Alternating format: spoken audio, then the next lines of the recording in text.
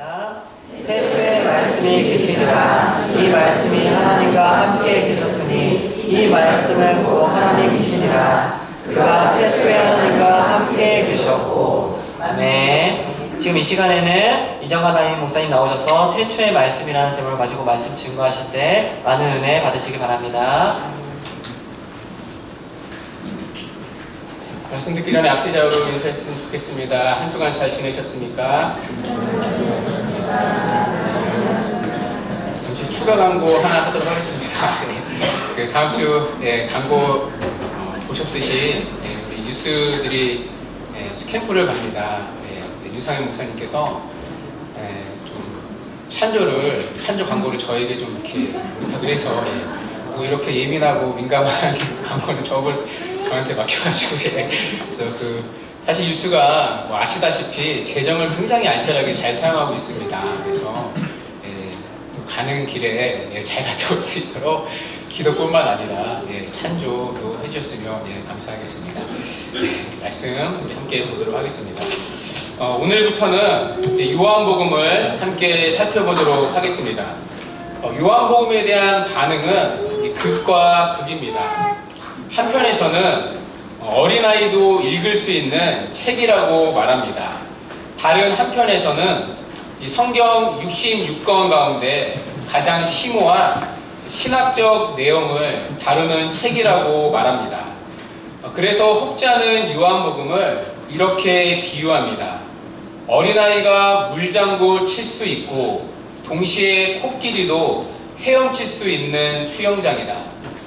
우리가 다 아시는 대로 요한복음은 이 사복음서 중에 하나입니다. 예수님의 이야기를 담은 복음서가 이 4권이 있죠. 마태, 마가, 누가, 요한복음입니다. 그런데 앞에 3권의 책과 이 요한복음에 차이가 있습니다. 먼저 관점의 차이입니다. 이 마태, 마가, 누가복음을 우리는 공감복음이라고 부릅니다. 공통된 관점, 같은 관점에서 쓰여진 복음이라는 뜻입니다.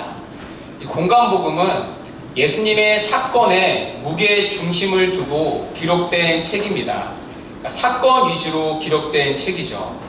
그러나 요한복음은 신학적 의미에 무게를 두고 쓰여진 책입니다. 그러니까 사건보다 그 사건의 의미에 초점을 두고 기록된 책입니다. 영적인 의미, 영적인 해석에 초점이 있습니다. 이런 면에서 요한복음을 요한계시록보다 어려운 책이라고 학자들은 말합니다. 또한 내용의 차이가 있는데요. 이 마태, 마가, 누가 이 3권의 공감복음은 이 많은 부분이 중복됩니다. 그러나 요한복음의 90%는 이 마태, 마가, 누가복음에 없는 내용을 다룹니다. 그 예로 요한복음은 이 다른 공감복음과 시작부터가 다릅니다. 마태복음 1장 1절은 이렇게 시작합니다. 아브라함과 다윗의 자손 예수 그리스도의 족보라. 이 마가복음 1장 1절도 이렇게 시작합니다. 하나님의 아들 예수 그리스도의 복음의 시작이라. 이 반면에 요한복음은 그 흔한 예수님의 족보로 시작되지 않습니다. 예수님의 탄생 이야기도 없습니다.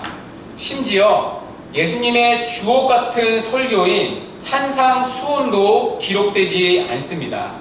하나님의 나라에 대한 비유조차 없습니다.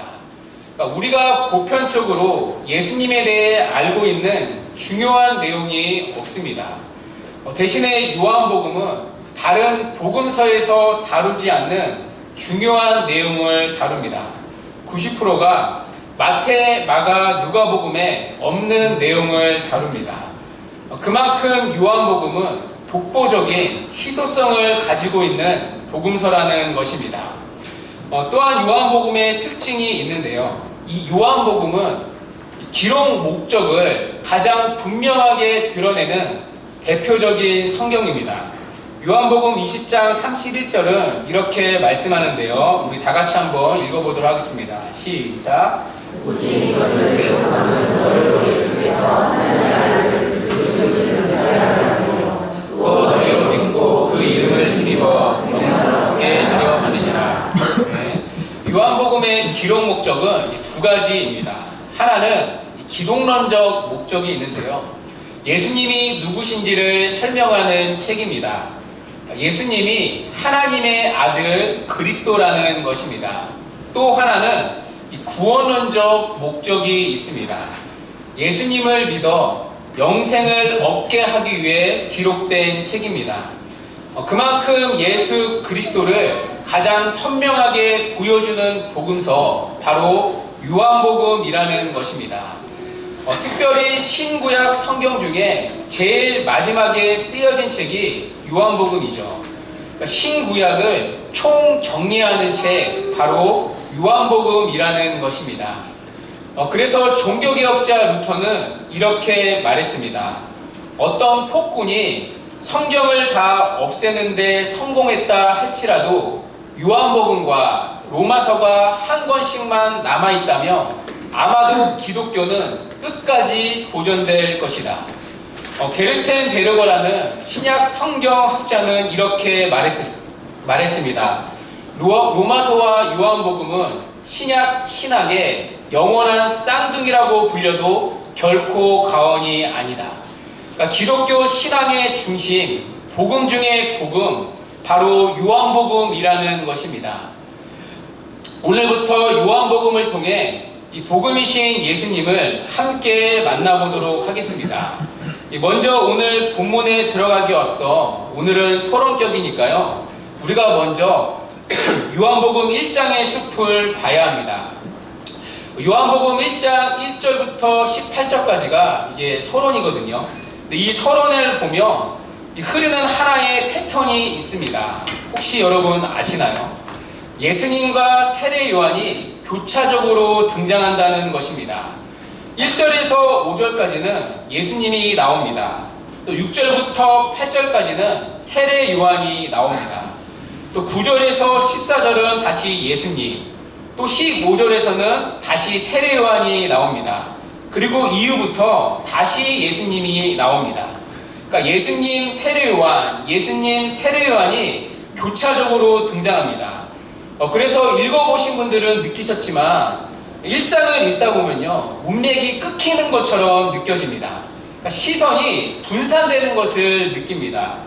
오히려 세례 요한이 나온 장면을 빼면요, 훨씬 더 문맥이 자연스럽습니다. 딱 예수님만 클로즈업 되기 때문입니다. 그래서 어떤 학자는 이것이 나중에 누군가가 삽입한 것이라고 말합니다. 그러나 이것은 후대의 삽입이 아니라 저자의 의도적인 배치입니다. 여러분, 세례 요한이 누구이죠? 세례 요한은 구약 시대를 대표하는 인물입니다. 구약 시대의 마지막 인물이 세례 요한입니다.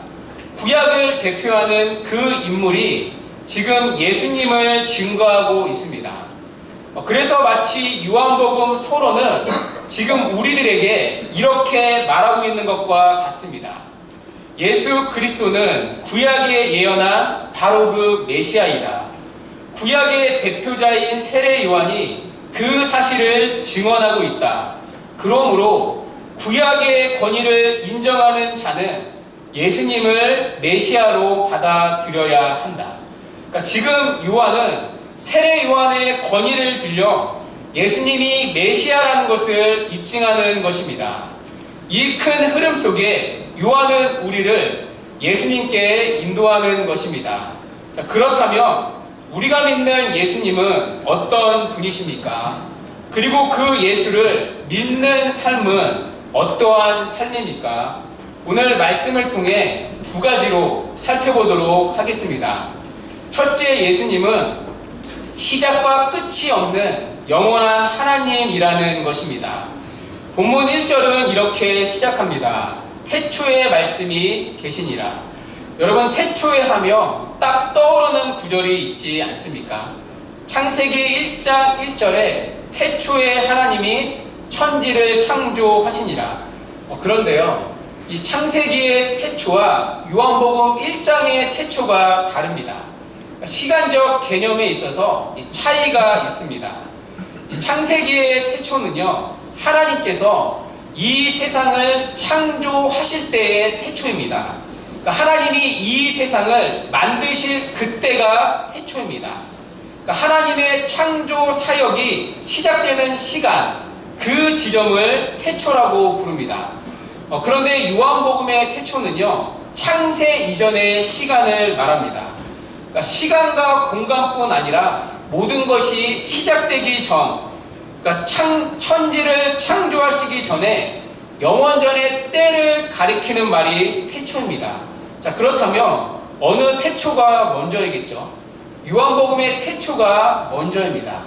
그 태초에 영원전에 말씀이 계셨다는 것입니다. 자, 그렇다면 1절의 그 태초에 담긴 요한의 의도가 무엇입니까? 예수님은 이 세상이 만들어지기 전, 영원 전부터 존재하신 영원한 하나님이라는 것입니다. 이 당시에는요, 예수님의 신성을 부인하는 이단들이 있었습니다. 그러니까 예수님을 위대한 선지자, 어떤 그런 훌륭한 인간 정도로 여겼습니다. 오늘날도 마찬가지죠. 예수님을 4대 성인 중에 한 분으로 생각합니다. 소크라테스, 석가모니, 예수, 공자, 그러니까 4대 성인 중에 한 분으로 세상은 생각합니다. 예수님을 그저 위대한 역사적 인물 정도로 오해합니다. 우리가 잘 아는 간디 역시 이런 관점에서 예수님을 따랐습니다. 간디는 아침부터 날마다 예수님의 산상수훈을 읽었습니다. 그리고 그 말씀대로 살기 위해 부단히 애썼던 사람이 간디였습니다. 그러나 간디는 예수를 하나님으로 믿지 않았습니다. 그저 본받아야 할 훌륭한 도덕적 모델, 훌륭한 인간으로 생각했습니다. 그리고 이것은 기독교 역사에 존재했던 수많은 이단에서도 발견되는 오해입니다. 우리가 잘 아는 몰몬교와 여호와의 증인 역시 마찬가지죠. 그들은 예수님이 하나님께 지음받은 존재라고 말합니다. 예수님은 피조물, 한낱 인간에 불과하다는 것입니다. 예수님은 성부 하나님과 같은 영원한 하나님이 아니라고 생각합니다. 그러나 요한은 1장 1절에서 이렇게 선포합니다. 태초에 말씀이 계시니라. 예수님은 역사의 어느 순간에 창조된 분이 아니라는 것입니다. 그분은 피조물이 아니라는 것입니다. 단순히 우리가 따라야 할 좀 더 나은 위대한 인간 정도가 아니라는 것입니다. 창세 이전부터 존재하신 성부 하나님과 동등한 영원한 하나님이라는 것입니다. 영원전부터 계신 하나님이 우리를 구원하기 위해 이 땅에 인간의 몸을 입고 오신 분이 바로 우리 주 예수 그리스도라는 것입니다. 단순히 우리가 따라야 할 어떤 모델로서의 인간이 아니라 우리의 경배와 찬양과 모든 영광을 받으실 합당한 하나님이라는 것입니다. 특별히 요한은 성자 하나님이신 예수님이 영원 전부터 어떤 양태로 존재하셨는지를 우리에게 설명합니다.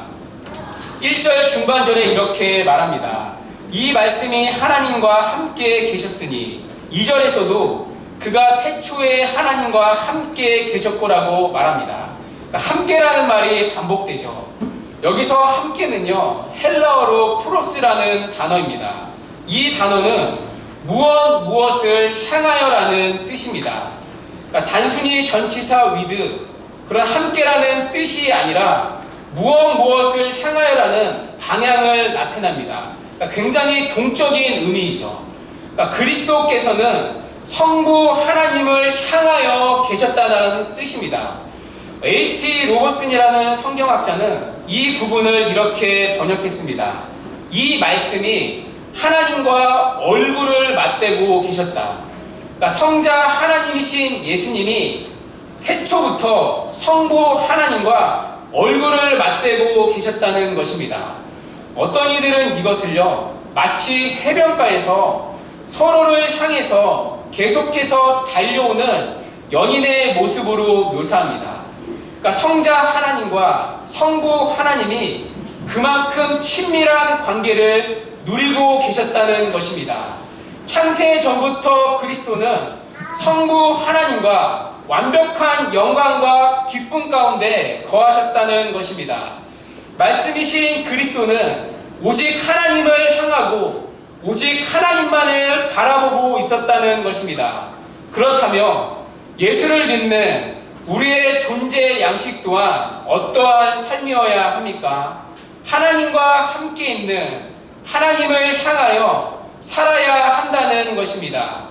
그리스도 안에서 새롭게 거듭난 자들의 모든 삶의 방향, 모든 마음의 소원과 모든 갈망, 누구를 향하여 있어야 한다는 것입니까? 하나님을 향하여 있어야 한다는 것입니다. 그래서 여러분, 십계명 1계명이 무엇이죠? 너는 나 외에는 다른 신들을 내게 두지 말라는 것입니다. 여기서 나 외에는 히브리어로 알파님이라는 단어입니다. 알은 영어로 전치사 비포입니다. 앞에라는 뜻이죠. 파님은 얼굴이라는 뜻입니다. 너는 내 얼굴 앞에 다른 신들을 두지 말라는 뜻입니다. 너는 나 사이에, 너와 나 사이에 다른 어떤 것도 사랑의 대상으로 개입돼선 안 된다는 것입니다. 하나님과 나 사이에 다른 그 어떤 것도 끼어들어선 안 된다는 것입니다. 오직 하나님을 향하여 오직 하나님 그분만 바라보라는 것입니다. 이것이 그리스도 안에 거듭난 모든 그리스도인의 첫 번째 결명, 삶의 방향이라는 것입니다. 그렇다면 우리는 어떻습니까? 우리는 지난 한 주간 세상을 맞대고 어쩌면 오히려 세상을 향하여 살아오지는 않았습니까? 우리의 모든 관심과 갈망은 세상을 향해 있지는 않았습니까? 이번 한 주 동안 우리는 얼마나 그분을 바라보며 그분을 향하여 있었습니까? 오히려 하나님 그분이 아니라 세상에 눈 돌리며 살지는 않았습니까? 그것을 우리는 바람이라 부르고 간음이라 부르고 성경은 정확히 우상 숭배라고 말합니다. 그러나 예수를 믿는 성도의 삶의 존재 양식은 오직 하나님을 향하여 살아가는 것입니다. 그리스도께서 하나님을 향하여 계셨듯이 그리스도를 믿는 이 땅의 그리스도인 역시 오직 하나님을 향하여 오직 하나님을 마주보며 살아가야 한다는 것입니다. 새롭게 시작되는 한 주, 세상을 향했던 우리의 모든 시선과 방향을 하나님께 돌리시는 은혜가 있기를 바랍니다. 그래서 그리스도께서 성부 하나님을 향하여 충만한 기쁨을 누렸듯이 하나님 한 분만으로 충만한 기쁨을 누리는 은혜가 있기를 간절히 바랍니다. 둘째, 예수님은 하나님을 설명하고 보여주는 분이십니다. 오늘 본문 1절은 이렇게 시작하는데요. 우리 1절 다 같이 한번 읽도록 하겠습니다. 시작.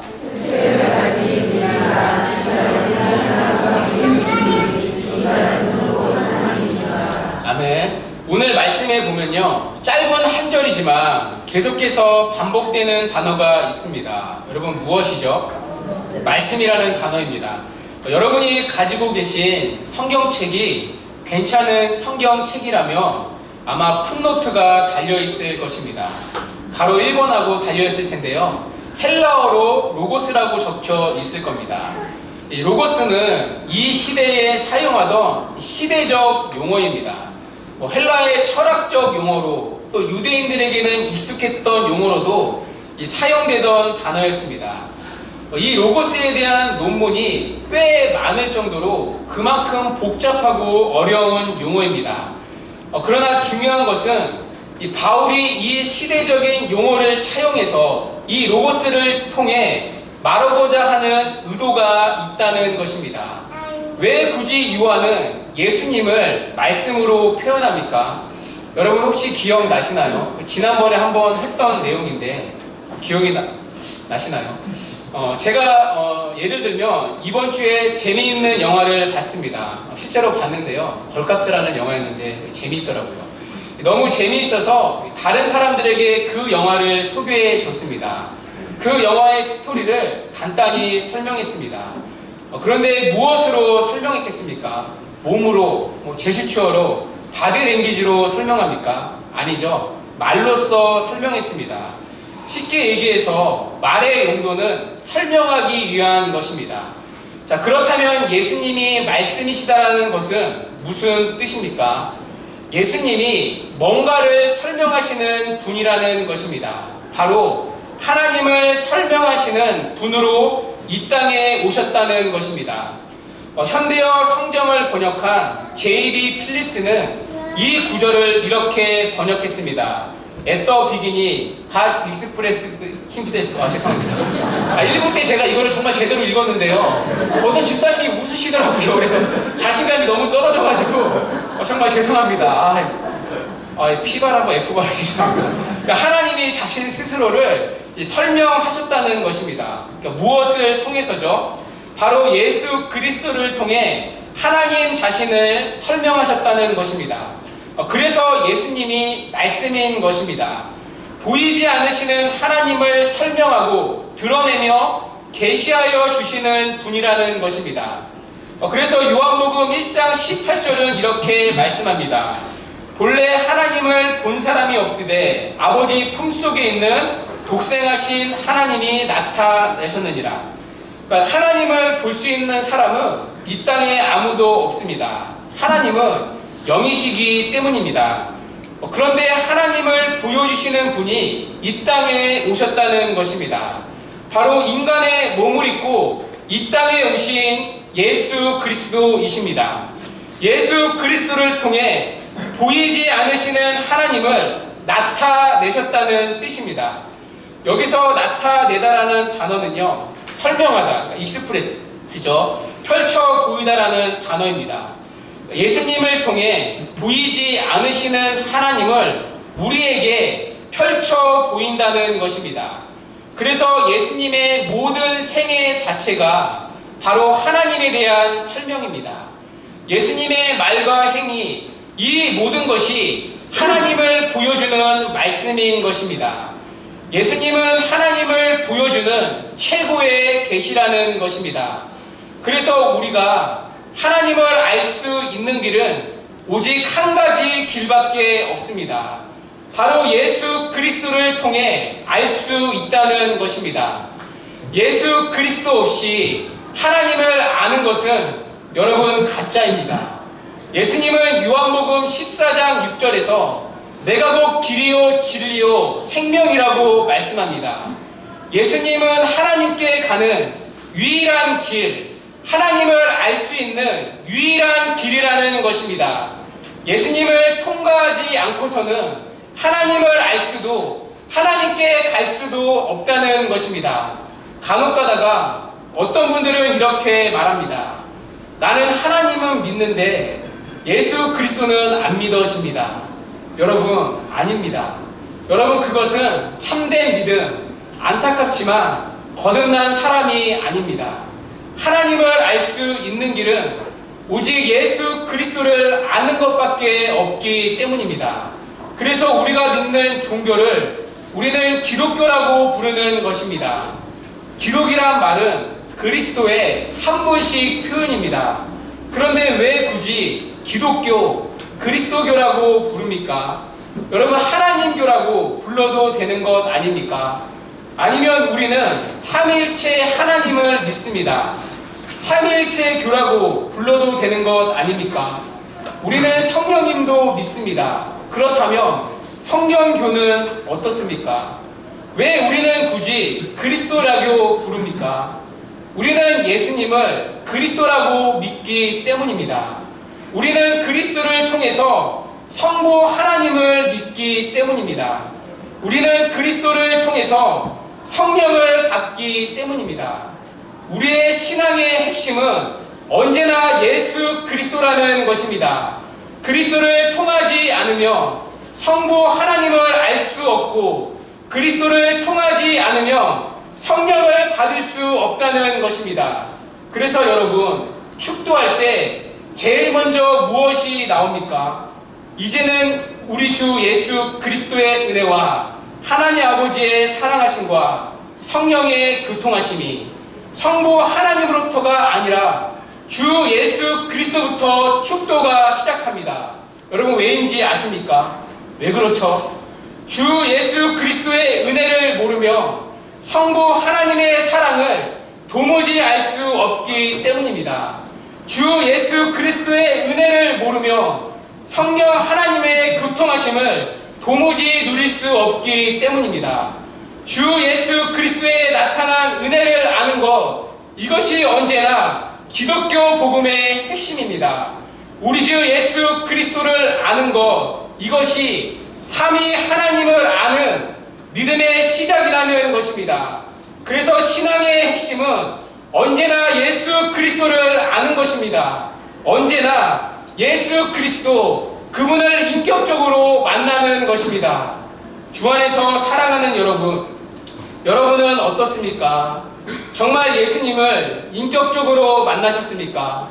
성부 하나님이 아니라 주 예수 그리스도 그분을 인격적으로 만나고 그분을 알고 계십니까?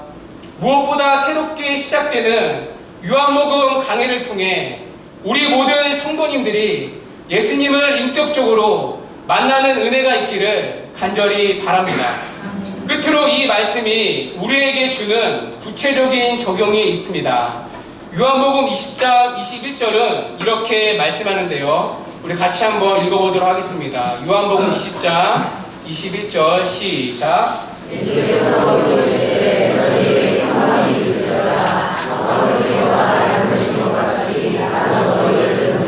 아멘. 성부께서 성자를 보내셨듯이 예수님도 우리를 세상 가운데 보내신다고 말씀합니다. 성부 하나님이 성자 하나님을 이 땅에 보내신 이유가 무엇이었죠? 보이지 않는 하나님을 우리에게 설명하기 위해 보냄을 받았습니다. 하나님 그분을 보여주고 설명하는 말씀으로 오셨습니다. 예수님의 모든 일거수일투족이 하나님을 보여주는 걸어다니는 말씀이셨습니다. 그렇다면 예수님이 우리를 세상에 보내는 이유 또한 무엇입니까? 하나님을 보여주는 말씀으로 우리를 세상으로 보내시는 것입니다. 이 땅의 신자는 세상 속에서 말씀으로 보냄받은 자라는 것입니다. 그래서 신자의 삶은 단순히 스피커가 아닙니다. 하나님의 말씀을 전달하는 단순한 스피커가 아니라 라이프, 삶입니다. 이 세상 앞에 보이지 않는 하나님을 설명하는 존재로 살아가는 것입니다. 사실 여러분, 우리를 향한 세상의 기대가 이것 아닙니까? 세상은 우리가 다르기를 기대합니다.